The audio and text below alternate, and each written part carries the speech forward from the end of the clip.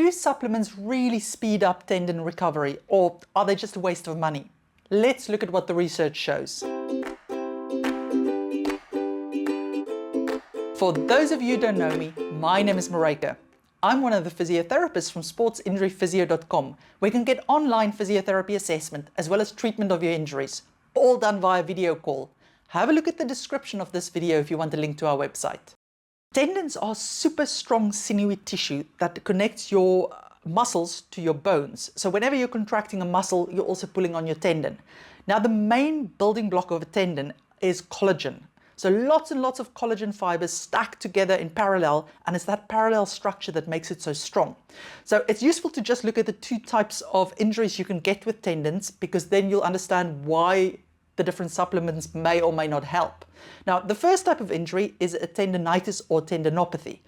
What's the difference in the terms? Well, to be honest, there's a big argument about whether there's inflammation involved in this process or not. So we're just going to use the terms interchangeably. But usually, if your tendon pain only started in the last few days or last few weeks, it's more likely that they're going to call it a tendonitis, and usually there's a little bit of inflammation perhaps involved in that process.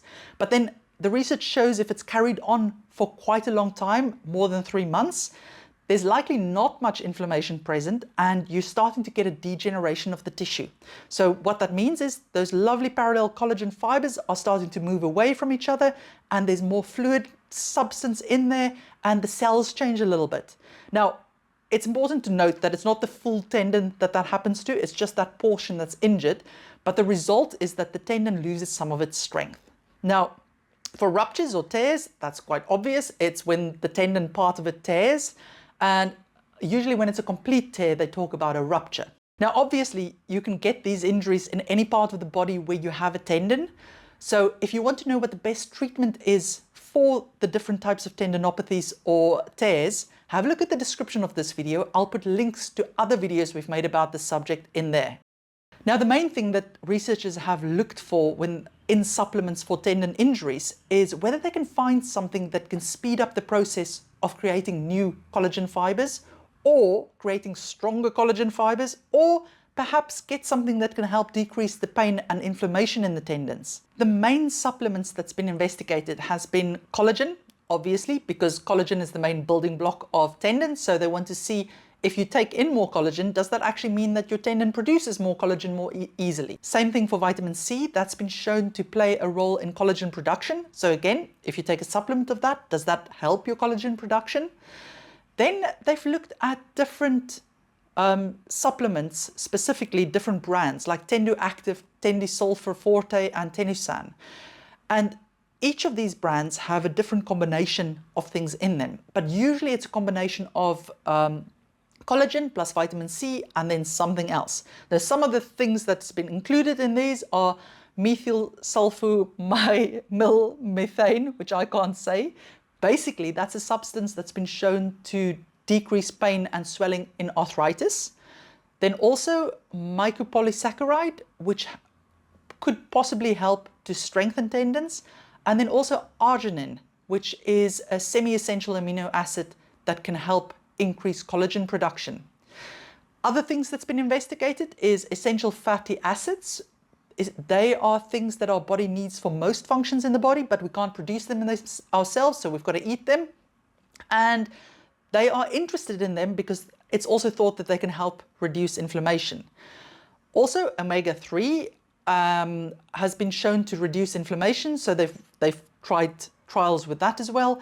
And then also high leucine content whey protein, because there's some evidence from the fitness industry that can perhaps help strengthen tendons and muscles if you use that before you train. So the results of these studies show that perhaps supplements can actually help you recover a little bit better from your tendon injury. However, the studies did have quite significant limitations or problems with them that may mean that the results are showing better results than what it should be showing.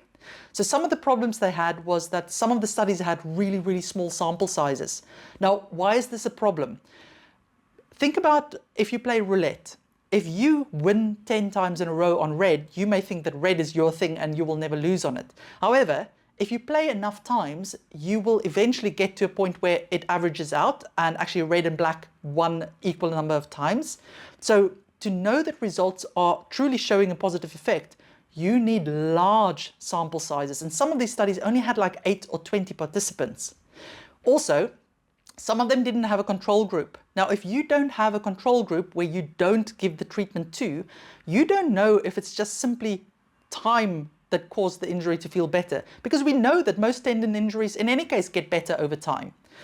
And also, some of the studies didn't use a placebo. Now, why is a placebo important? Because there's evidence that if you give people even just a sugar tablet to swallow, their symptoms already improve often. So we need to understand if it's truly the supplement, or was it actually just the act of swallowing something that made them perceive their symptoms were better or made them more confident to move. But then the thing that really puts up red flags for me is that a lot of the studies that showed positive results were actually sponsored by drug companies or companies that sell these products. And then there were quite a few that just didn't disclose where their funding came from. And the problem with this is, depending on how you report the results or interpret the results, that can actually bring out a biased result in the end, because it can show that a supplement is perhaps more useful than what it is. So all of these things make me a bit worried about the results, that I wouldn't necessarily trust them that much. However, what's important is none of the studies showed any serious side effects. So even if it's useless, at least it's safe to try. A couple of other things to keep in mind is, one, that you need to also think about whether you actually want to be suppressing the inflammatory response, because when we think of tendon tears specifically, inflammation actually plays a really important part in the healing process there. And so if you're going to suppress that, you may affect how well your tendon heals. So you don't necessarily want to take any of those supplements that suppresses the inflammatory response if you have a tendon tear. Also, it's easy to overdose on supplements if you're taking lots of different things. So if you're already taking supplements with vitamin C in it or any of the other stuff that's listed on those bottles, think about what your total intake is between all your multivits and everything else you're taking, because otherwise you may overdose. And then also remember that supplements aren't controlled through any body, so they don't have to list everything that's in that supplement. And there has been cases where athletes have tested positive for drug tests because they've taken a supplement that didn't mention that certain substances was in there. So if you are going to take a supplement, make sure you get it from a reputable brand if you are a competitive athlete. What would I do if I had a tendon injury? Well, if you're really struggling to get better and you're doing all the correct rehab and the treatments we know already works, then I would possibly use some supplements, but I wouldn't break the bank on them. I wouldn't pay massive amount of money for supplements or take a supplement and just sit back and expect it to help. So I don't think, from the research, it doesn't look as if they're dangerous at all, but we're not entirely sure whether they're going to help. Brilliant. Hope you found that useful. Now remember, if you need more help with an injury, you're welcome to consult one of the team via video call. The link to our website is in the description of this video. Take care.